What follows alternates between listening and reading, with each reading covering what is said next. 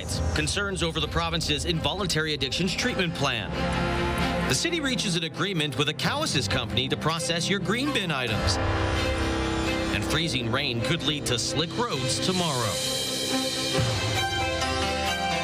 Live from our studios in Regina, this is CTV News. Good evening. After 2.5 years saga attempting to build a new composting facility, the city of Regina has secured a new partner, a company from the Cowasys First Nation. Donovan May says more on the deal and where the processing plant will be located.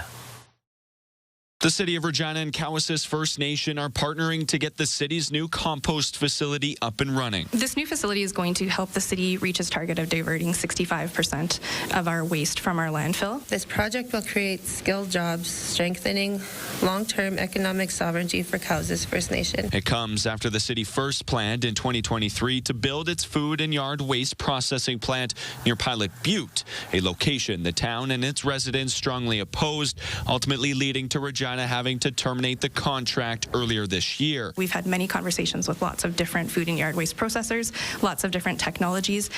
This proposal was incredibly strong, and the city was very excited to go down this path. Cowasys, through its ownership of Oasis Organic Limited, plans to build the new plant about 3 kilometers east of Regina along Highway 33 on land the First Nation already owns near its solar farm and renewable energy storage facility. The plant will eliminate more than 17,000 tons of organic waste from entering the city's landfill, therefore extending its life and saving costs. It's not a new technology. It's been around forever. Oasis says the byproduct the plant produces, called biochar, also has important industrial uses. It mitigates the use of commercial fertilizers. They do have a lot of chemical compounds, and our focus is to offset the use of the commercial fertilizer by using a more natural, regenerative product such as biochar. Now, Oasis plans to begin construction on the new composting facility in the spring, with hopes it is fully operational by the fall of 2026.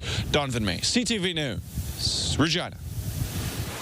A 29-year-old man from Regina is dead after a two-vehicle collision on Highway 11 on Sunday afternoon.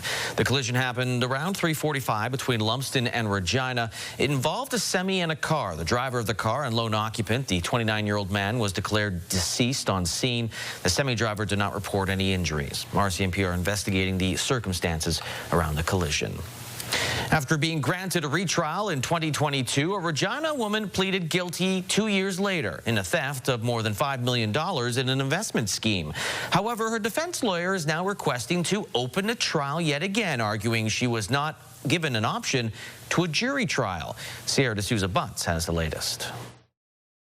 The defense representing Alina Pastuge requested to reopen her trial after she pleaded guilty to financial fraud of close to $5 million a year ago. Pastuge was charged in the theft of millions of dollars in an investment scheme dating back to 2006. She entered a guilty plea in September 2024 after a joint submission from the Crown and defense presented a 3-year sentence. Although sentencing was set to begin in March, it was delayed at the request of her current lawyer, indicating it needed additional time to review disclosure and gather documents that supported Pastuche's health claims. On Monday at Court of King's Bench, the defense argued that Pastuche's former lawyer did not advise her a jury trial could take place before she pleaded guilty, asking the judge for a retrial. This would be Pastuche's 3rd trial if the case were to be reopened. In 2019, Pastuche was convicted for embezzling funds, for which she was sentenced to 7 years in prison. She represented herself in the case, and a new trial was ordered in 2022 after the Court of Appeal reversed its decision due to claims of miscarriage of justice and error in fact and law. The Crown also asked the judge if Pastuche's former lawyer could be cross-examined. The judge is expected to make a decision on the request made by the Crown and the defense come December 12th. Sierra D'Souza Butts, CTV News, Regina. A Saskatoon woman accused of killing her husband is heading to trial. 42-year-old Danny McGowan was found dead at the couple's Corman Park home August 23rd of last year. His wife, Lauren Bessie, was originally charged with first-degree murder. It's been reduced to second-degree after a preliminary hearing under publication ban. Bessie has chosen to be tried at the Court of King's Bench before a judge and jury. Trial dates are expected to be set in the new year. The College of Physicians and Surgeons of Saskatchewan is confirming that the man working as the head of a wellness center in Moose Jaw is not a licensed physician in the province. After receiving a letter of concern from the Ministry of Justice about the services that are being offered at Goodenow Restorative Health Centre, the college stated it does not have the authority to review the centre effectively. They've referred that back to the province, saying legal updates would be needed if the government expects the college to address any unlicensed practice. The government has also asked the Financial and Consumer Affairs Authority to look into the clinic. 4 people were taken to hospital after a weekend house fire in Regina. It happened on the 1000 block of Angus Street just before 4 in the afternoon on Sunday. Firefighters say the fire was contained to the main floor of the home. 4 occupants were taken to hospital for smoke inhalation. The cause is under investigation. Well, motorists beware with freezing rain expected to enter the southern part of the province tomorrow. Driving could be extremely dangerous. Jacob Carr has more on what's coming. Residents in central and southern Saskatchewan are bracing themselves for a blast of wintry weather thanks to a low-pressure system coming in from Alberta early Tuesday morning.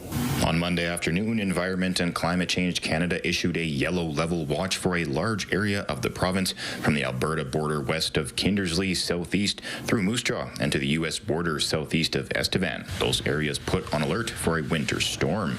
ECCC says they are most concerned with the freezing rain, which will cause roads and walkways to become slippery with ice. So, when you're driving through tomorrow morning, you're going to want to budget extra time because it is going to probably be a little bit slick on the roads, especially even into the highways. That highway between Saskatoon and Regina, you could see some difficulties there. Climate Haga says those regions affected by the freezing rain will also experience strong winds starting Tuesday evening. As the system crosses the province, heavy snowfall is likely to occur in southeastern Saskatchewan, followed by high winds and blowing snow. ECCC is reminding those who are heading outside to bundle up and carry emergency kits in their vehicles. When you're looking at traveling, having something in your vehicle that will help you out if you do,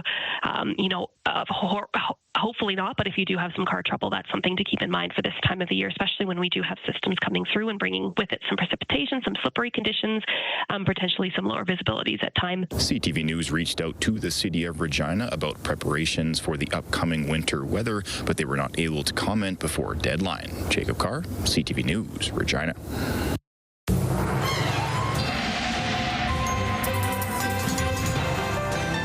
Sabine joins us for our first look at weather, so that's a taste of what's to come. What else can you tell us about this possible freezing rain for the next 24 hours? Well, that freezing rain starting in the southwest, and just maybe about an hour ago, Lee, there were wind warnings issued for the southwest as well. So you can see on the map behind me in the purple, that area, including areas, Maple Creek included in that area, could see wind gusts up to 90 kilometers an hour beginning tomorrow morning. Same time as we start to see the system bringing in the freezing rain and snow.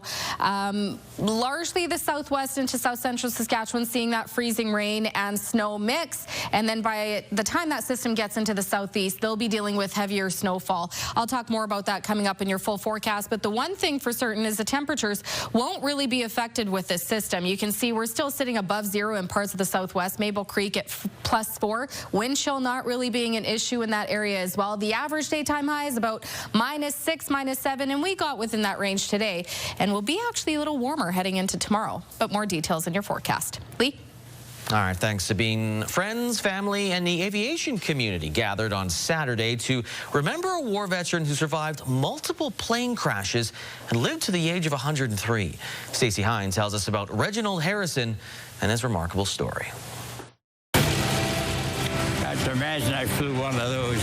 Reginald Harrison leaves a legacy of honor, humility, and bravery. The veteran pilot, nicknamed Crash, flew 19 missions in the Second World War and survived 4 plane crashes. Very few survived, even in training, let alone the war. And having 19 missions in enemy territory and surviving 4 plane crashes is absolutely remarkable. Harrison grew up on a farm near Pheasant Forks, about 125 kilometers northeast of Regina. He watched planes fly overhead as he plowed the fields, inspiring him to join the Air Force. He earned his wings in April 1943 and was posted to Croft, England. His first crash came after a bomb exploded on the landing strip. He was seriously burned, but returned to service 2 months later. On his unlucky 13th mission, an engine failure led to an emergency landing.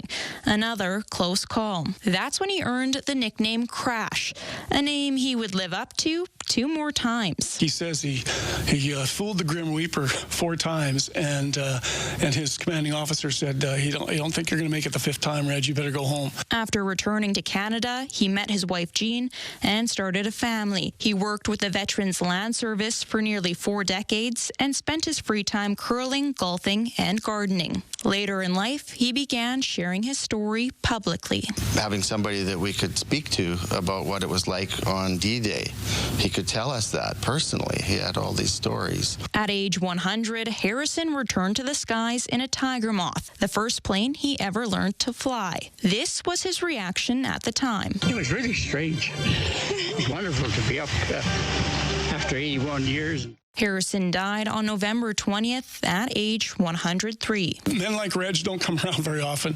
and we all have to be grateful that they did. Harrison's story lives on as a symbol of service and sacrifice. Stacey Hine, CTV News, Saskatoon. Well, the holidays just around the corner. People hosting their families are getting their houses in order, which sometimes means getting something fixed. This past weekend at the Heritage Makers Market, people were able to do just that at the Repair Cafe. Damien Smith has more on the once-a-year service. The Repair Cafe turned into Santa's workshop over the weekend, hoping to be the glue for Regina residents, fixing household items just in time for the holidays. Well, the problem is we're a throwaway society, and you'd be surprised how many people have that prized object that they said, "Oh, I don't want to get rid of this." I mean, we just finished working on a video game machine from the 70s. With 20 volunteer technicians per session, the group organizes the day by category. Sewing clothes and appliance repairs are the most common reasons for residents to make an appointment. Every neighborhood, everybody's got a MacGyver in their neighborhood that can fix something in their garage. And some of those MacGyvers have always been good with problem solving. Some technicians think back to their first repair and the emotional uplift that came with it, such as a broken police car light or a disk drive on an Xbox 360. I picture myself in their shoes and in their sense where when I first started, I didn't know anything. But I get excited when something works. Like, we get that burst of energy when something finally works again. It's the excitement of finally taking it apart and finding the problem, putting it back together, and realizing it works. Each appointment can take 5 minutes or up to 2 hours. According to the Enviro Collective Network, they successfully complete 69% of items brought in. In the end, you could get a new coffee maker for $20. We could spend an hour to try and fix the one that you have broken. But that few minutes of us evaluating, finding the problem, and fixing that coffee maker might give you another couple months before you decide you want to buy another one. Since starting 3 years ago, the Repair Cafe was held once a year, but they're hoping to offer it more often in 2026 in order to extend the shelf life of more household items destined for the landfill. Damien Smith, CTV News, Regina. After the break, a new immigration policy to get foreign doctors permanent residency faster. Plus, air transit flights could start being canceled as early as tomorrow.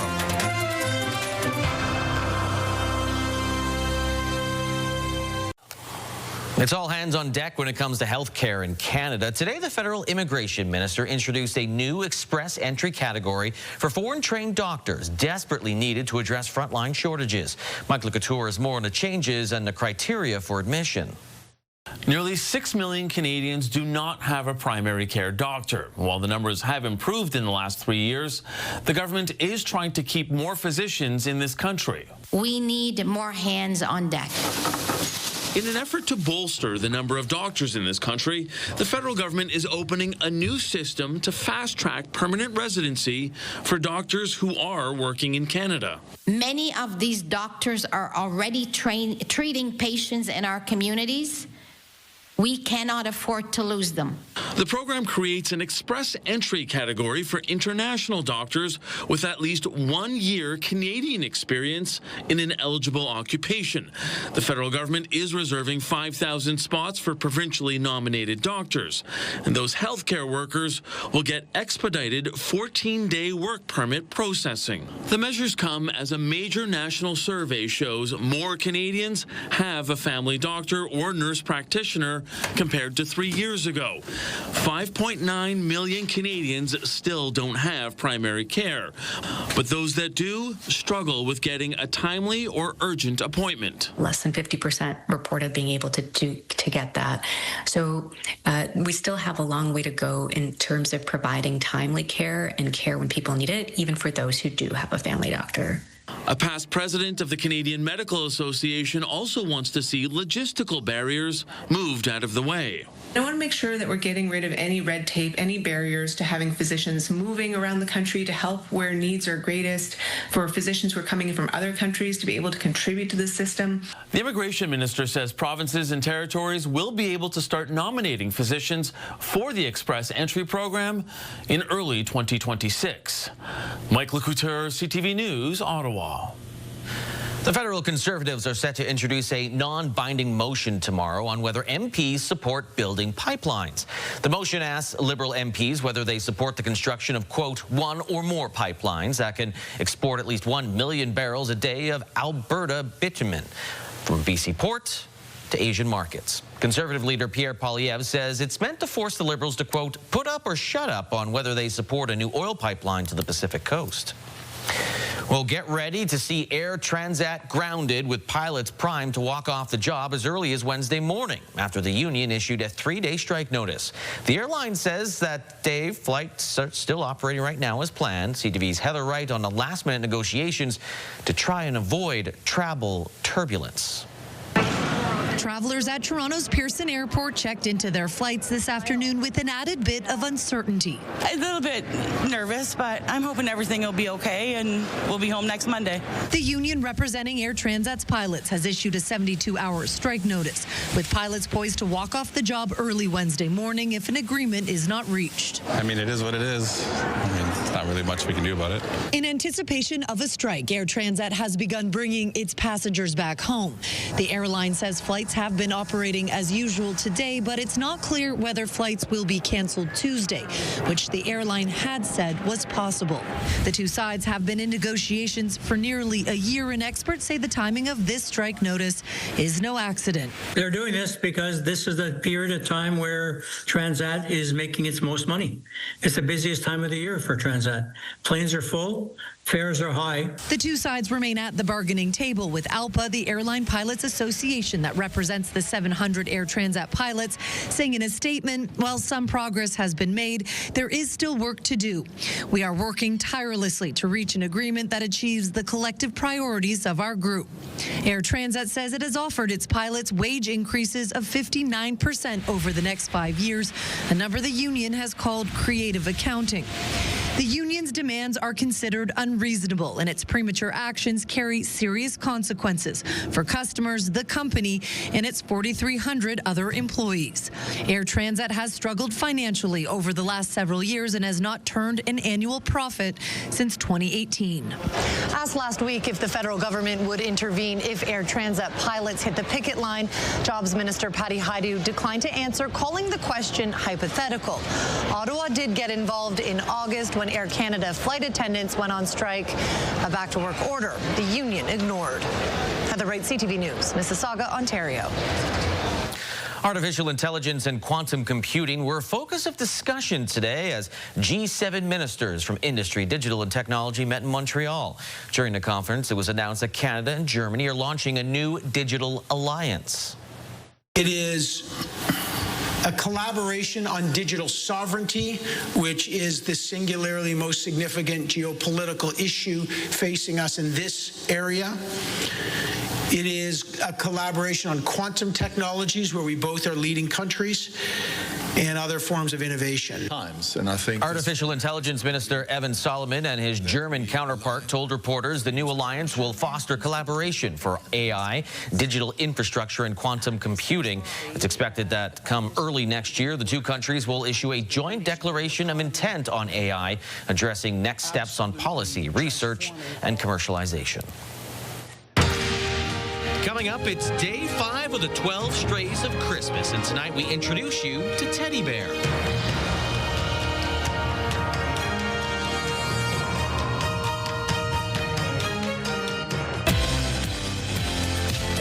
Red Wings are flying high. Tuesday on Your Morning, we are checking in on the league leaders ahead of the SJHL's Christmas break.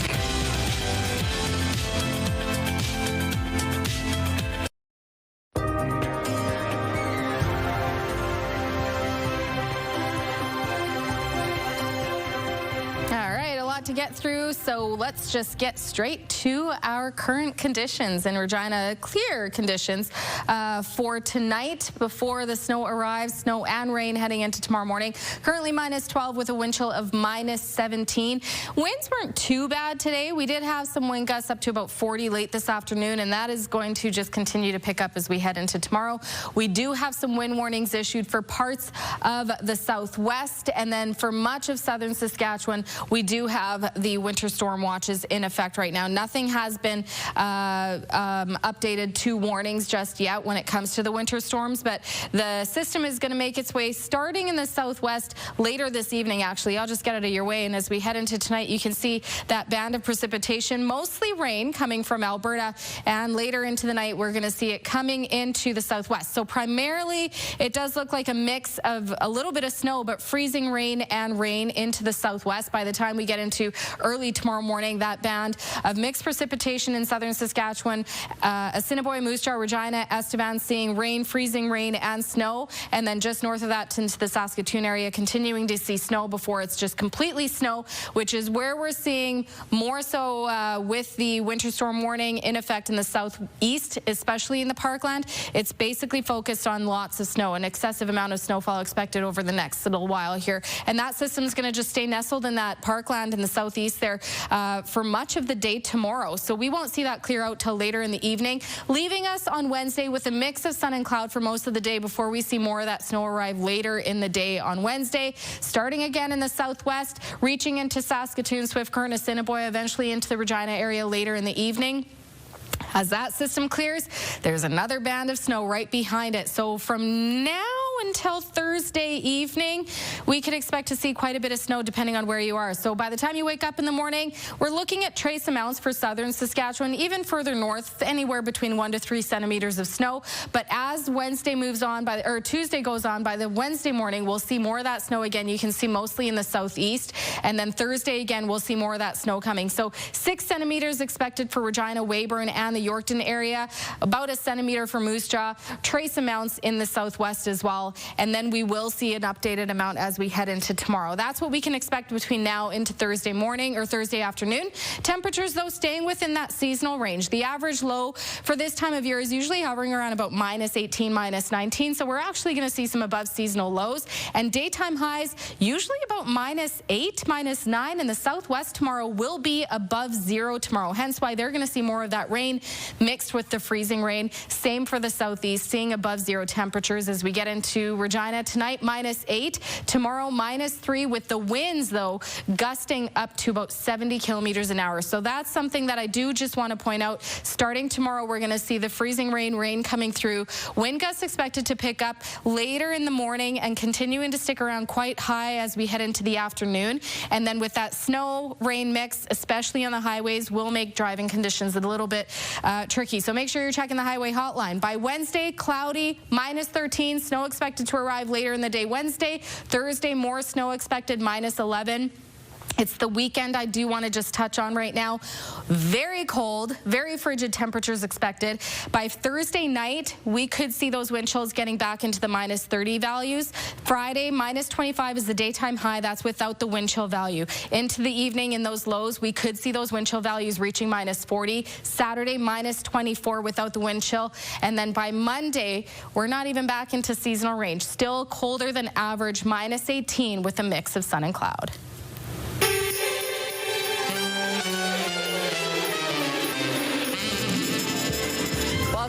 for day 5 of our 12 Strays of Christmas with our friends at the Regina Humane Society. I'm checking in with Bill today, and Bill, I need to get right to it. Let's check in with you. You have a teddy bear with you.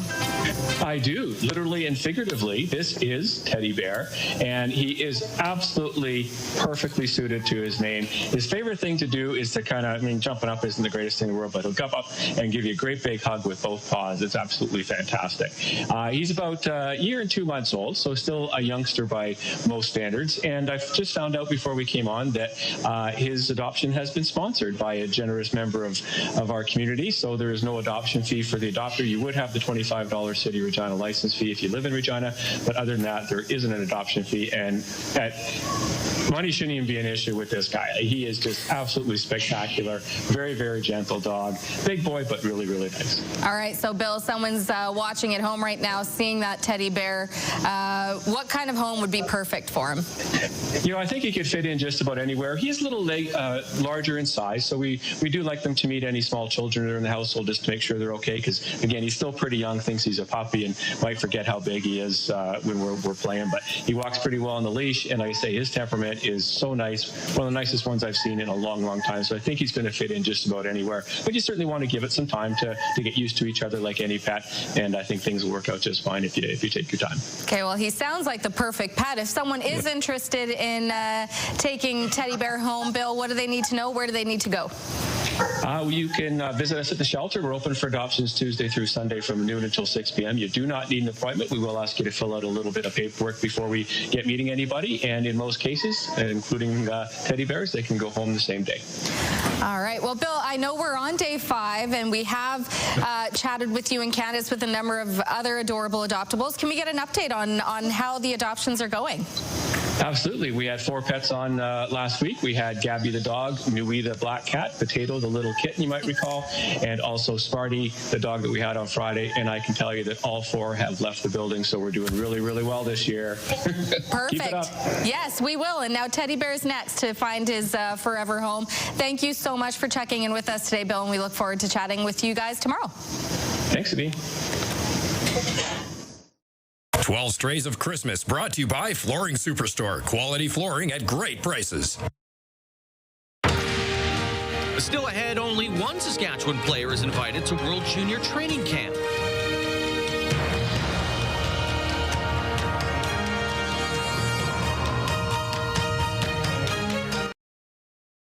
Wardrobe consideration in part by Colin O'Brien Men's Shop.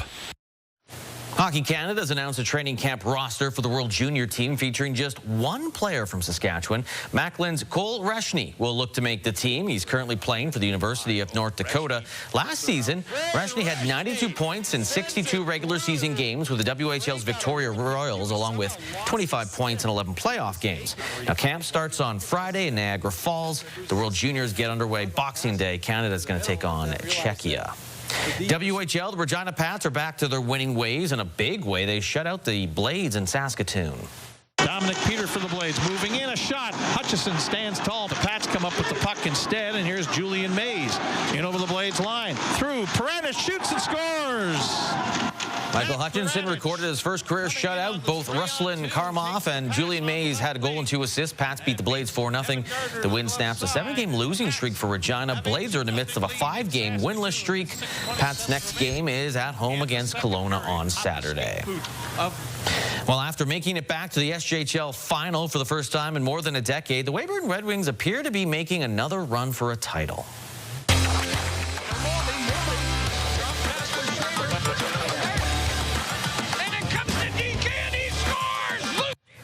So Luke DeKay, a pair of goals, including the winner, as the Wings beat the Battlefords 5-2 on Sunday. Weyburn is 1 point back of Flin Flon for first in the league, but they do have a game in hand. Wednesday, they'll play Nipwin against the Hawks, another team that's challenging for a top spot. Wide on the right side, gets it in. They do wave off offside. Street in front. The Silva shot. Save rebound. Another big save by Adams. Holy cow. Meanwhile, Humboldt, Dylan Adams, all 48 shots stopped as Estevan shut out the Broncos 2-0. Roy Elson, Colton Getzlaff with the goals. Estevan as well in the chase. They're just 2 points back of Flin Flon for first. They got a date in Yorkton next on the calendar. Moving to the United States, the train appears to be paying off for a Saskatchewan figure skater. Tristan Taylor, along with his partner from Japan, won gold in pairs recently at the Skate Canada Challenge in Calgary. Sierra D'Souza Butts has more on a journey and what lies ahead.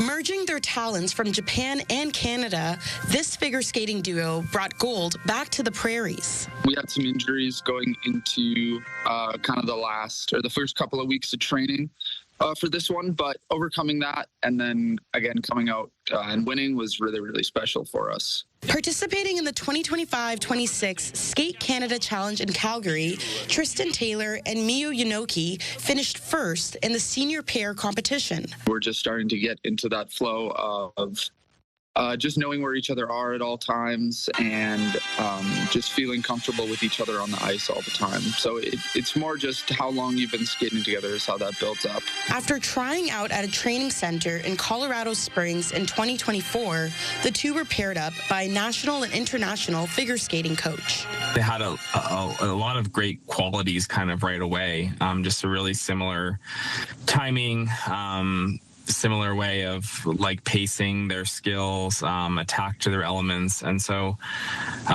those things were all really helpful. With the team being fairly new, Meekin says this was the pair's third real competition, stating it usually takes years for a team to get comfortable with one another. The fact that they're already able to deliver something worthy of a win shows that they're a serious team and they really want to go after some big results as we move into the next sort of quad and the second half of this season even. Our goal is going to 4 continents and World Championship. Next year, the duo is hoping to take their talent to the international stage with the goal of competing at the World Championships and maybe one day the Winter Olympics. Sierra D'Souza Butts, CTV News, Regina. The 2028 Saskatchewan Summer Games are headed to Weyburn. It'll bring together upwards of 1,800 athletes from all over the province. Weyburn's last hosted the multi-sport event back in 2004 when there were 13 sports represented. The 2028 Summer Games are up next after the 2026 Winter Games, which happen in February on the Flying Dust First Nation and in the city of Meadow Lake. Still ahead, consulting with Indigenous groups about the Denison uranium mine.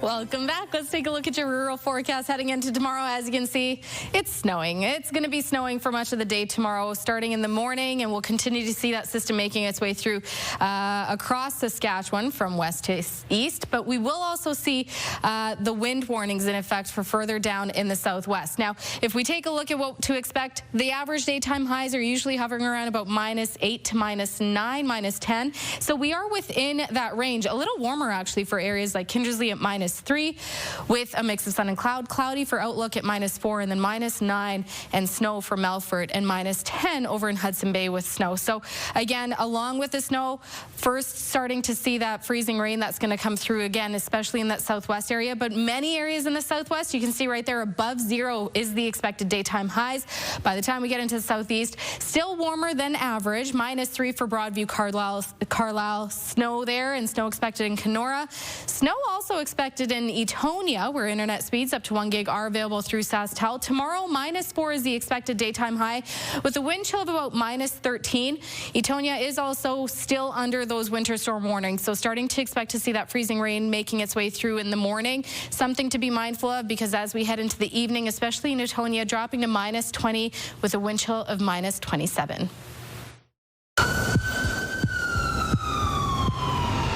The incident happened on November the 14th, 2025 at around 11 o'clock in the evening on the 1800 block of Osler Street.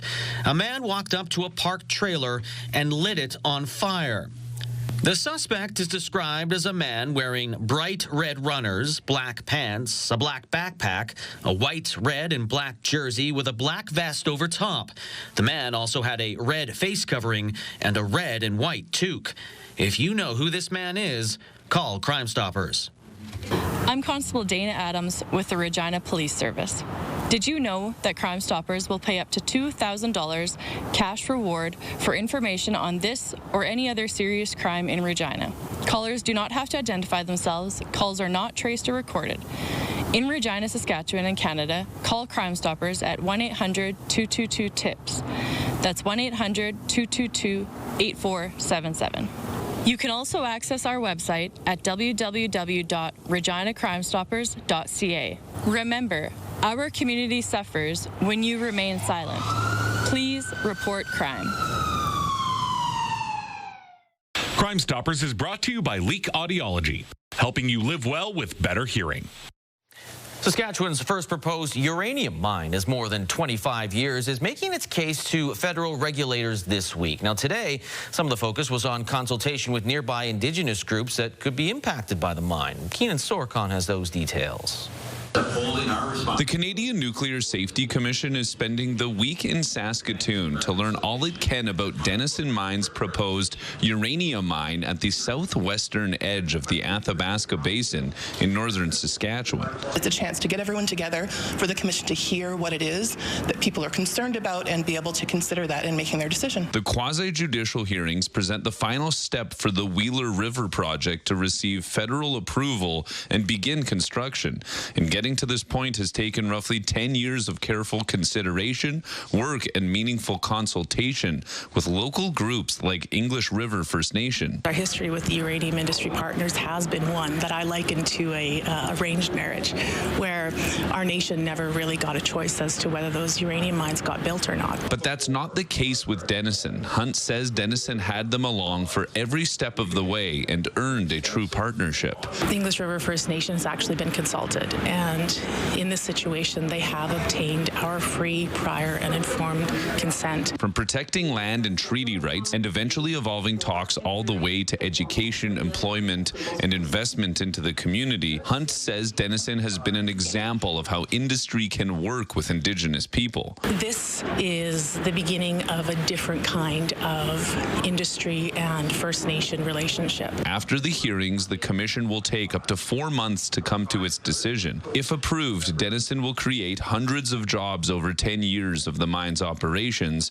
with the goal of supplying clean power to millions of homes for generations to come. It's often overlooked that resource development does not need to be at odds with climate change objectives, and this is a unique project that shows that we can do both of those things at the same time. Keenan Sorokon, CTV News, Saskatoon. Members of Regina City Council held a toy drive on the weekend. As Wayne Mandrick-Atika shows us, it was to help the Salvation Army provide gifts for 1,500 families at Christmas. It was a chance to give back to the community this Christmas. We want to have young people experience kind of a normal Christmas when it comes to presents. A number of community leaders were invited to pitch in. And when you think about Christmas spirit, it's about giving and not receiving. And so we really need to make sure that everyone in our community has something to open up on Christmas morning. The toys collected will be distributed by the Salvation Army. And Salvation Army is going to be taking a number of toys back to be able to distribute to kids that might not otherwise get something for Christmas this year. This year's goal is to help hundreds of families with toys at Christmas. We've had a few other councillors show up, the mayor show up, just to collect toys for the 1,500 families that we're going to support this year. Councillor Sickleys asked the McDonald's in Harbour Landing to host the event, where the restaurant owner recalls how her family was helped at Christmas when she was a child. I came from very humble beginnings, and so we didn't have any money for toys or anything like that. that. So every year the firefighters would come over to my home to bring toys for our family. And now that I'm in a position where I can, give back, we thought when, we were doing this that we wanted to give back to the community. The toy drive proved successful with enough donations to fill a half-ton truck. Wayne Mantica, CTV News, Regina. Farm markets, the canola street price down 80 cents to $553.62 per ton, while the futures price was down $4 to $626.20 per ton. Amber durum wheat, no movement, $282.27 per ton, while red spring wheat was down $1.31 to $245.30 per ton. Feed barley stays the same, $213.59 per ton, and flax is $626.04 per ton. The markets, TSX dropped by 141 points, the Dow Jones dropped by 215 points. As for the Canadian dollar, it went down a little more than 0.2 cents to 72.16 cents U.S. Commodities, gold down $7.11. West Texas Intermediate crude down $1.23, while Western Canadian Select crude was up 38 cents. And gas in Regina commonly found for $1.29.9 cents per liter.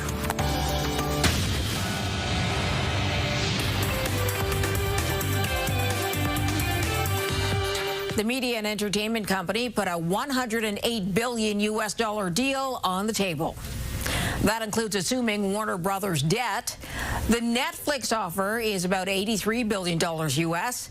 And if Warner Brothers Discovery decides to accept the new offer, it would be forced to pay Netflix just under $3 billion U.S. as a penalty. Whichever way it goes, a deal would likely face some sort of federal review. The union representing Algoma steelworkers says as many as 500 employees could return to work by the end of 2026 with the help of a government loan. The steelmaker is laying off 1,000 workers because American sales have dried up under the weight of Washington's tariffs. Most economists are betting the Bank of Canada will hold the key lending rate this week. That's because Canada reported stronger employment numbers and growth in gross domestic product. The current lending rate is 2.25%. Those are your business headlines. I'm Marilla Fernandez.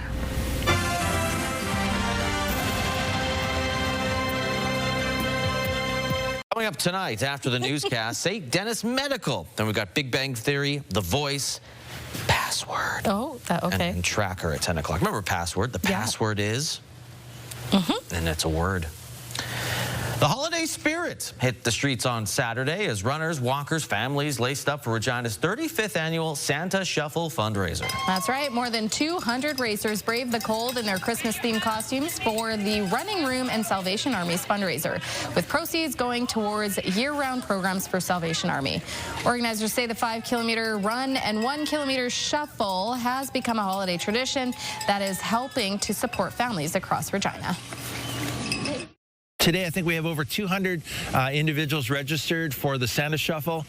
Out here having a great time in wonderful costumes, running with friends and family and pets, and really making a difference in their community by showing up and doing an event like this together.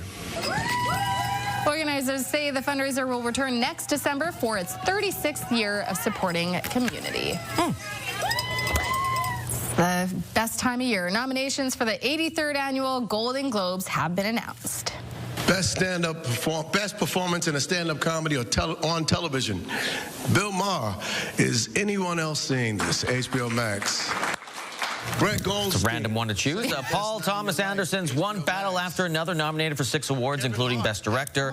Joaquin Trier's Sentimental Value has also been nominated 6 awards. Man, I don't know any of these. No. Korean-Canadian director Maggie Kang also earned a Golden Globe nod for Best Animated Feature for her debut film, K-Pop Demon Hunters. Yeah, I know that. I have a child. So, yeah. Also, tons of supporting actress. Amy Madigan's nominated for her role in Weapons, Gladys. Remember that movie? Yeah. Yes, I'm scarred for life. Yes. Yes. Oh, Christmas dad jokes. 10 seconds. Why was the snowman looking through the carrots? Something to do with a nose, finding a nose. He was picking his nose. Ew. Don't pick your nose.